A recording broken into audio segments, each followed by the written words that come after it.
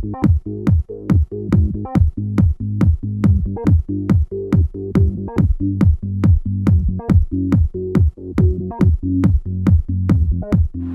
Consejo de la Magistratura se instauró en la Constitución Nacional para limitar la política en la selección de los jueces y garantizar la independencia de estos y su selección profesional y por mérito.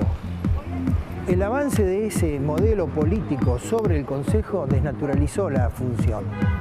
Y los abogados tenemos dos representantes en todo el país, uno por el interior. Es la hora que tengamos la posibilidad de elegir nuestra verdadera representación, genuina, profesional, abogados que sabemos qué pasa en la justicia y no que seamos cooptados por ningún sector del gobierno o ningún partido político. Por lo tanto, el 26 de septiembre tenemos la oportunidad de elegir, participar todos para que un verdadero abogado genuino esté en ese consejo y podamos cambiar la historia todos juntos. Podemos hacerlo.